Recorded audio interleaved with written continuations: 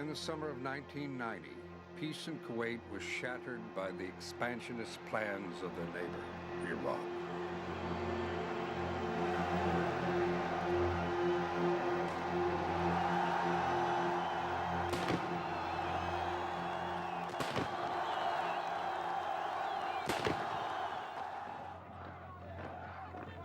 On August 2nd, Saddam Hussein sent 100,000 troops across the border, announcing that Kuwait had ceased to exist. And my country is under occupation. My people are suffering. And I appeal to you again for your assistance and help. This will not stand. This will not stand, this aggression against Kuwait. When sanctions and negotiations failed, the United States led a 32-nation coalition against Iraq in Operation Desert Storm. Force will be used suddenly, massively, and decisively.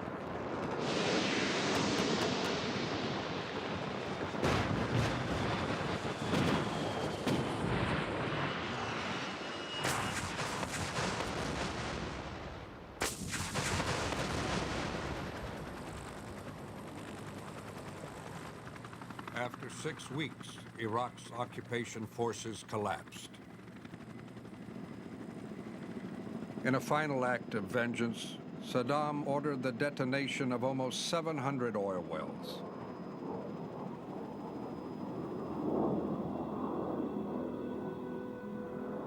War leaves Kuwait devastated. Its people scattered, the whole network of modern facilities in ruins. Emergencies in every sector of society demand response.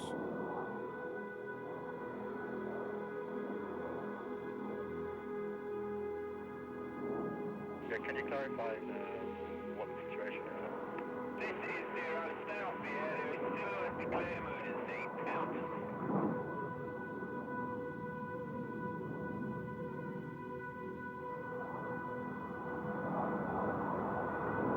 In oil fields, you prepare for accidents, even for disaster. But who could have prepared for this? 6 days after liberation, a small group of firefighters arrived to assess the task ahead.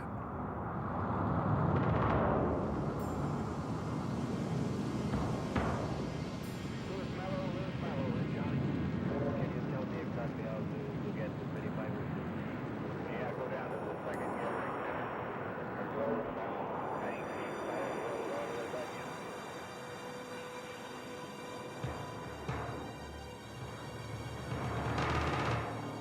5 million barrels a day going up in clouds of poisonous smoke and soot.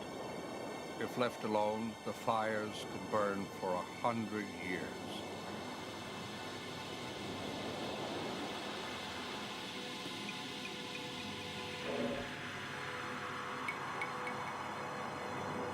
It's not just darkness as you imagine darkness. And there were lots of days for a long, long time that were absolutely black.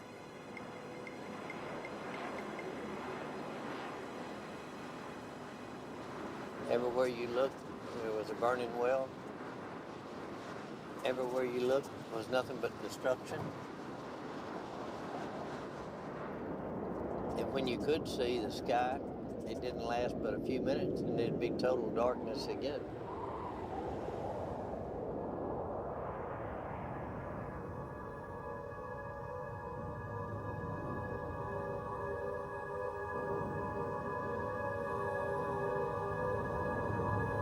I went back home.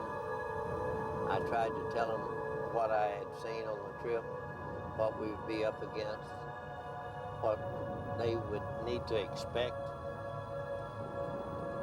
And then I told them, there's no such words that I know that will explain what you're fixing to go into. And I couldn't describe it to them, what I'd seen. I could not. There wasn't words, there's no words around to describe what we saw when we came here in March.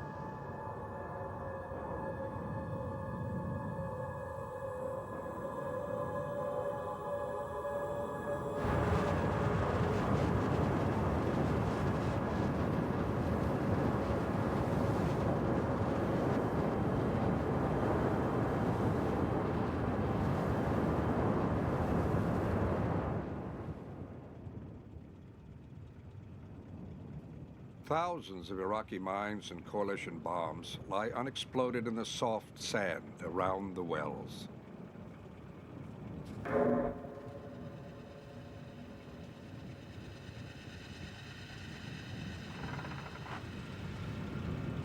Disposal teams creep through the dark days, searching them out.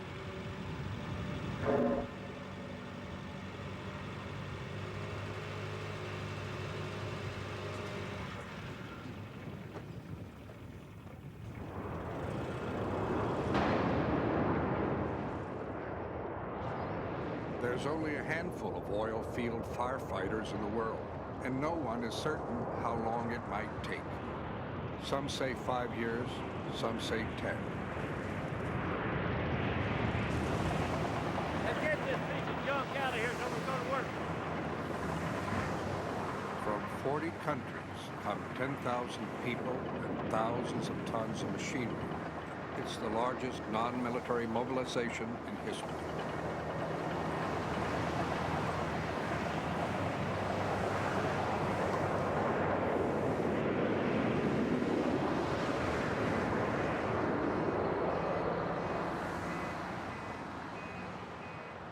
Start at the beginning, rebuilding the roads. On the edge of the oil field, there's a big deposit of a clay called gach. Fine and dense, it will sit on top of the oily sludge without absorbing it. Thousands of tons of gach build hundreds of miles of roads, one to every fire.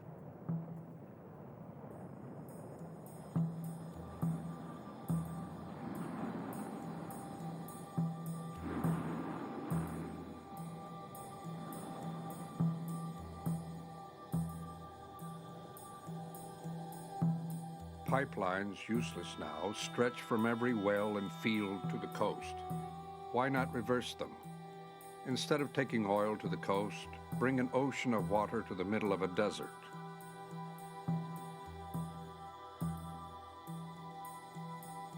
Saddam Hussein built this pipeline to flood the shore with oil and create a wall of fire against a coalition invasion.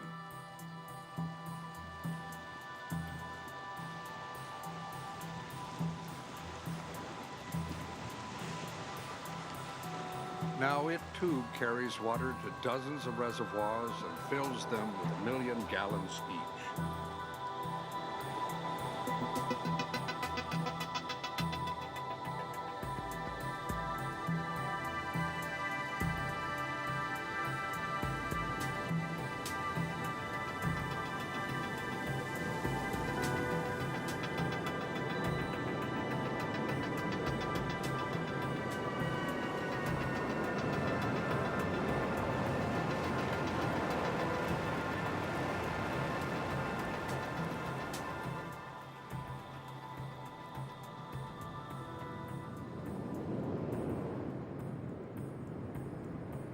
The direction of the wind is the key to the assault on the fires.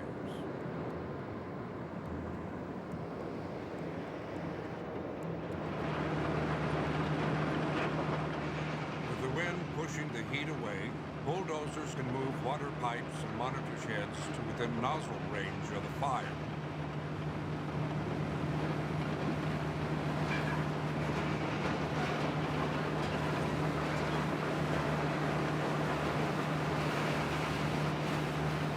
Staying upwind at the 2,000-degree heat is a matter of life and death. But even here, you'll sweat a quart an hour, and 12 hours is an average day.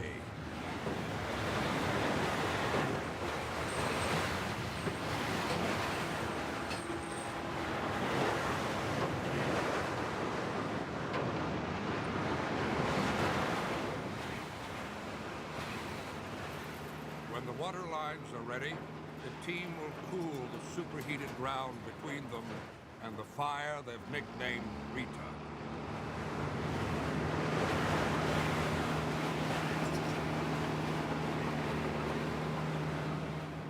The firefighter's toolbox stands by, with 8 heavy equipment operators to support the 4 professional firefighters who make up the core of each team.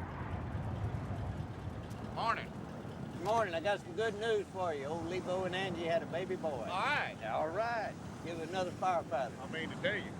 Looks like you got everything right here, the dirt work, the water. You gonna dig with your backhoe? I'll fix work on the backside. We've got a drain cut, but we're gonna work on it a little more. And we'll work on some of those big coke pile in the back on the rake. Okay. Well, I'm gonna get out here as hot as it is, go check on Paul. I'll be back in a little while. Okay, Joe. Okay, Biggin.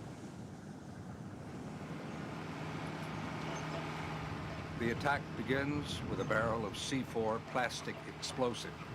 Unburned oil is solidified, building up a hard cap of coke over the wellhead. The C4 will blast it apart.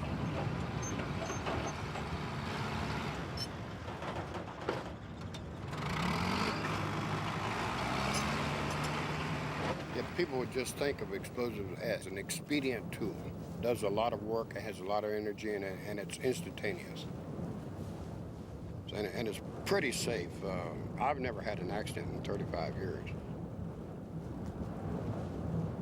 Of course, we're violating every safety regulation ever written when we use explosives in the fire, you know, and the heat and everything. But it's just one of those things that another way to do it.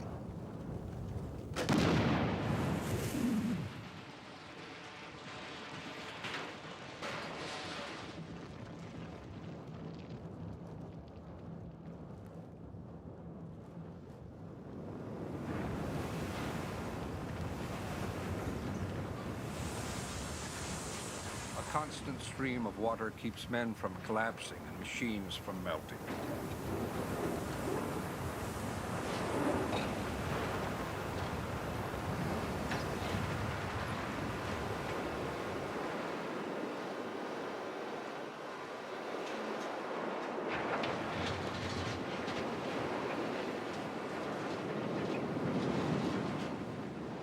Everything that might reignite and extinguish fire must be pulled away. Only when you've completely cleared the ground around the exposed wellhead can you decide how to attack the fire itself. Every fire has its own personality and requires its own approach.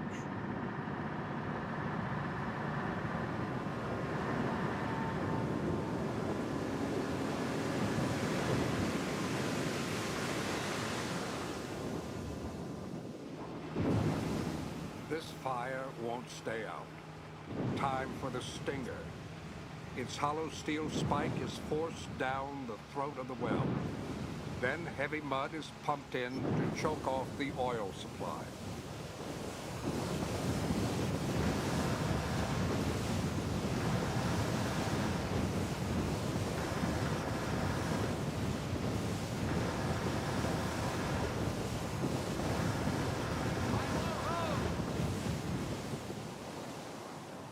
Its simplicity makes the stinger a favorite technique, but it's only one of many.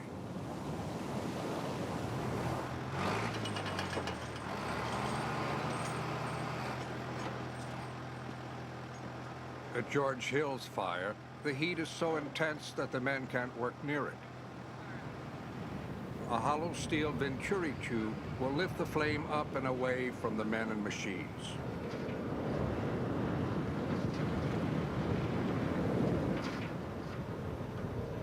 If it's a 30-foot tube, it'll roughly move your radiant heat circle back 50 to 70 feet. I mean, it creates a low pressure at the base of that tube. It's unbelievable. I mean, it'll take your gloves off your hand. You've got to be careful or it'll suck your heart out of it.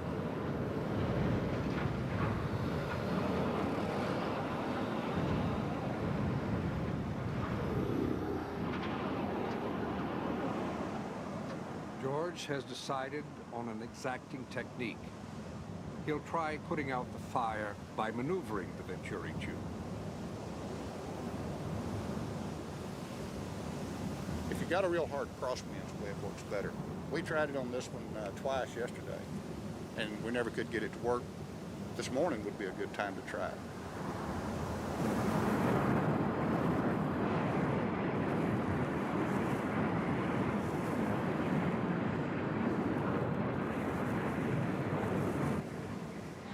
Hoses soak the oil at the top of the tube, forcing the flame downwind.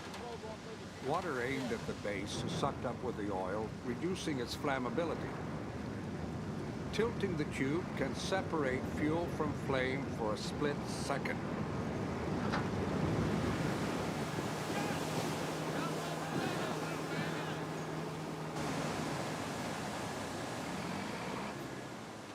Now is the time of greatest danger.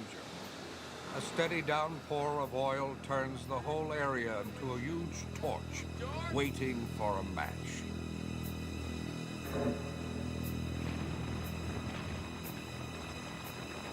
The reignition of that fire, when you're not prepared for it, is probably the most difficult thing to deal with. It comes so fast, you don't have any warning. And your personnel are very likely to just go up just as quick as that well does.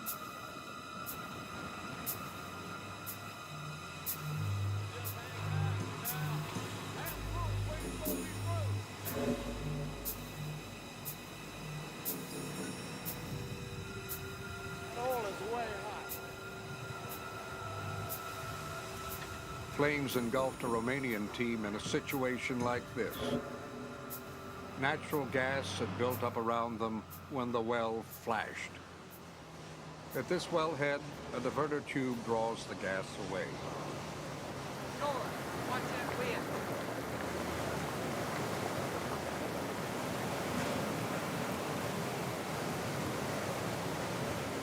Like oil-soaked shorebirds, human beings can overheat when their pores are clogged. You can pass out without warning. You're trusting your life to the men around you.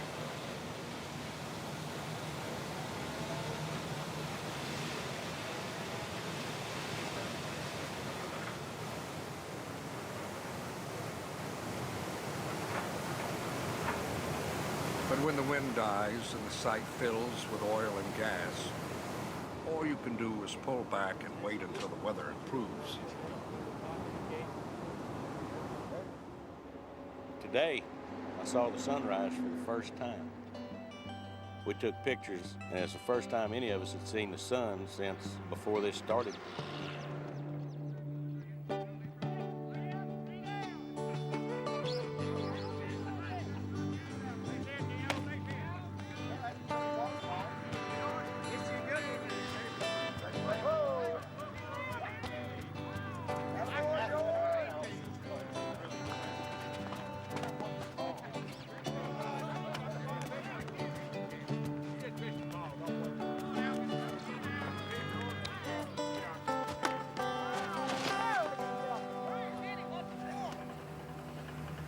By October, teams from the Soviet Union, China, and Iran join in the effort. French and British crews will bring the total to 27 teams. The pace of the battle has everyone improvising. Foamy 1 is a Canadian idea, conceived and constructed in 2 short weeks. It sweeps the vast ground fires of the world's second largest oil field, the Bergan complex. The Hungarians recycled a Russian T-34 tank to create a spectacular prototype called Big Wind. They took off the gun turret and replaced it with jet engines from MiG-21 fighter planes. Water is injected into the jet stream. Then they just open the throttles and blow the fire out.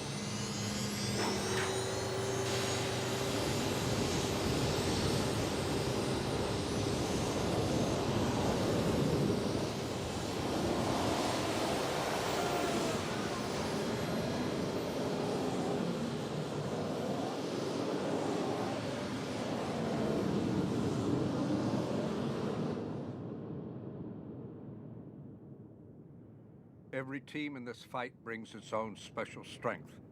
For the Kuwaitis, it is an intimate knowledge of the reservoirs beneath the sprawling Bergan complex.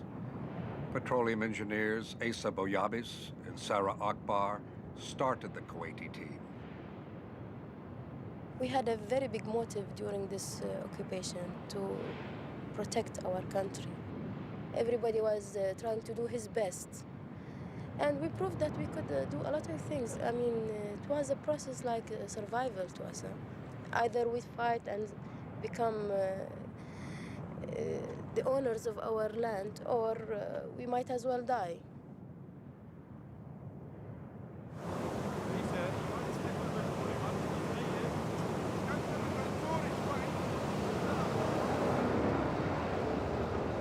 Capping the wells around it has built up the pressure in this fire.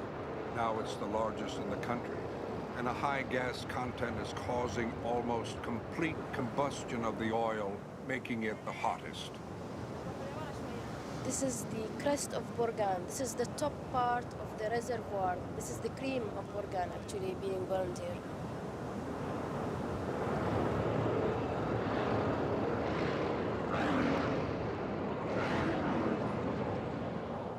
Half the water supply is gone just to cool the site enough to get close. Then the Venturi tube lifts the fire almost out of hose range. Just as success seems possible, the wind shifts, driving the heat back onto the crew.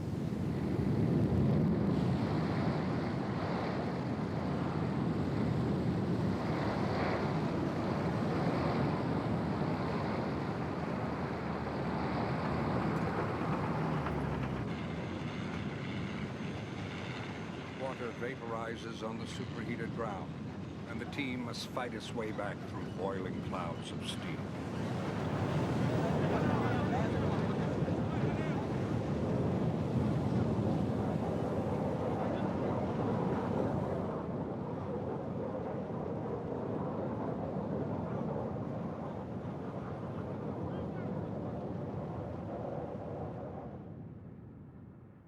They'll refill the reservoir, build a second one, and move in again.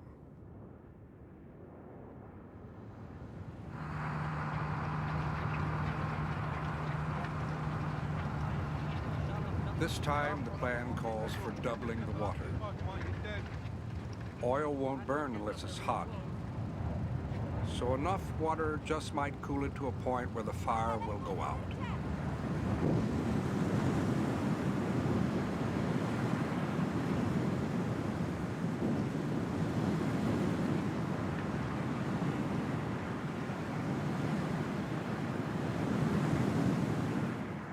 One of the things special about the oil field, everybody helps.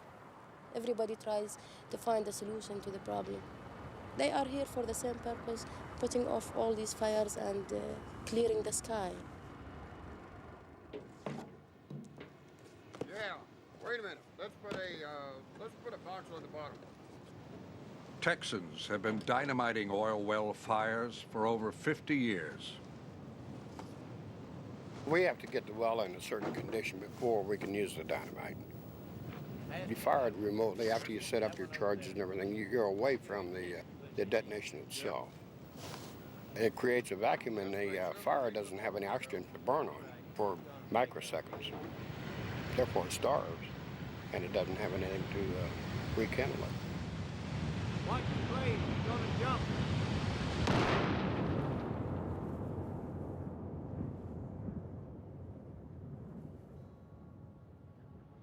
All right, stay down. Wait till everything quits falling. All clear. All right, tell me go get on monitor 2.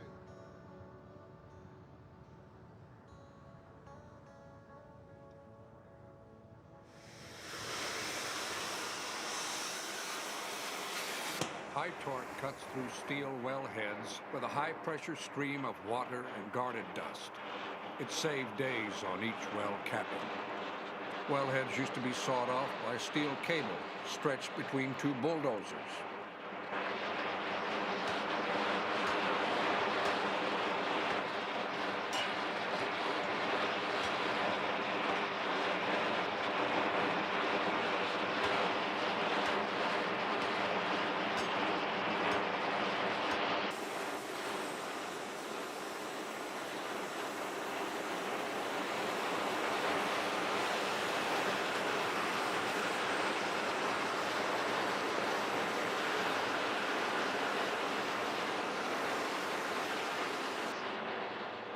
Once the bolts are cut, the old wellhead is removed, and the capping assembly can be forced down over the oil flow in a process called snubbing.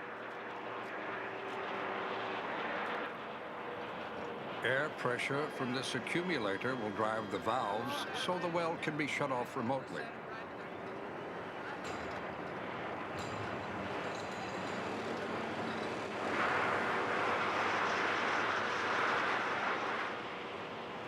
It's still hard to comprehend, and I thought I had myself mentally prepared for what I was fixing to see.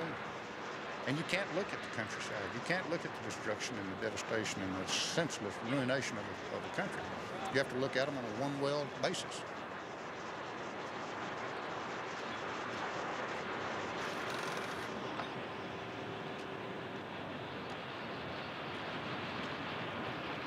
It's really a little bit more. It's more of the environment, too.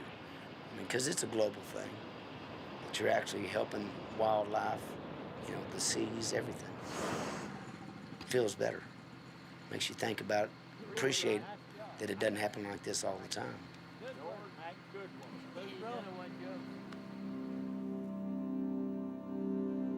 As the smoke clears, the extent of the damage is revealed. The whole desert ecosystem is smothered under a blanket of tar for hundreds of square miles.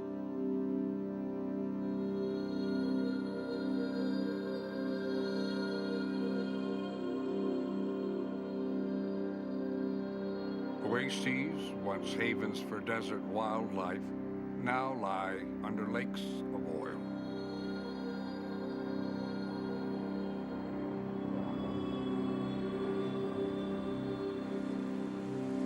Sulfur dioxide, hydrogen sulfide, trace metals, unburned hydrocarbons, and salt combine with the oil to encrust the trees.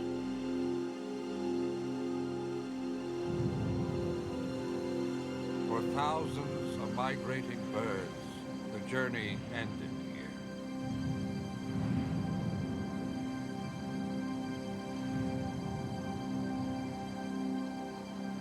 And for the human population, the prospect of poison air, polluted water, and the deadly legacy of war.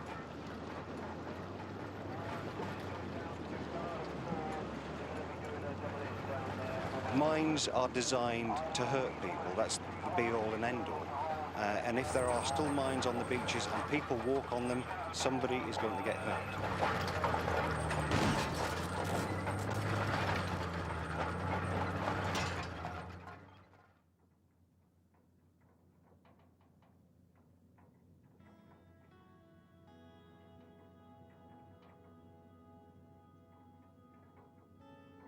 The desert was very safe for everybody to go, and we used to enjoy it tremendously.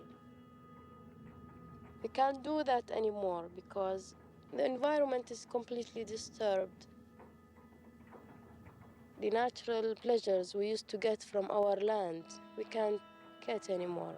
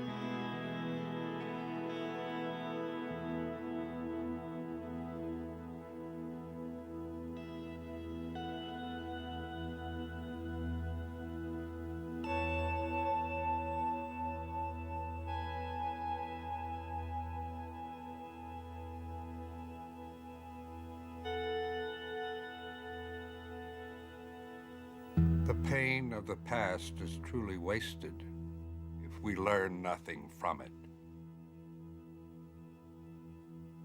People from around the world responded to this environmental assault with determination and unity. What experts feared might take years has been accomplished in just 9 months.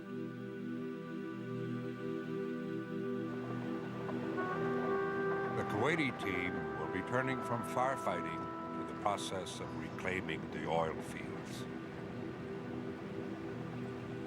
You call George?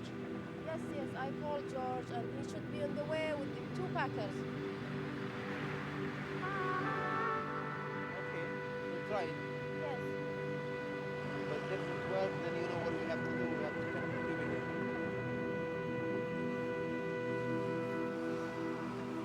It's not what you lose on surface, it's what you lose underground now. And that's a tremendous amount. Each and every one is like a patient that you know very well, like a human. We deal with them when they have a problem, and we try to solve that problem.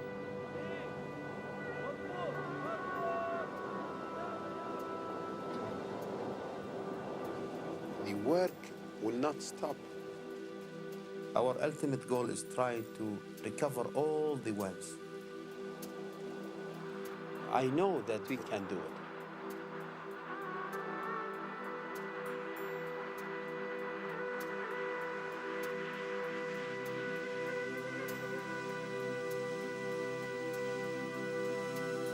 This rebuilding process is a real challenge.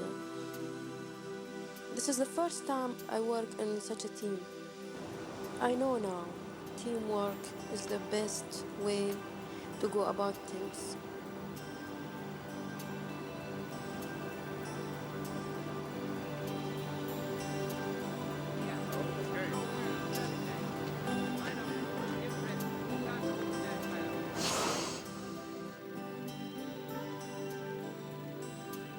You got number 133. Wow, well. Thank you, buddy. All right, lower it down.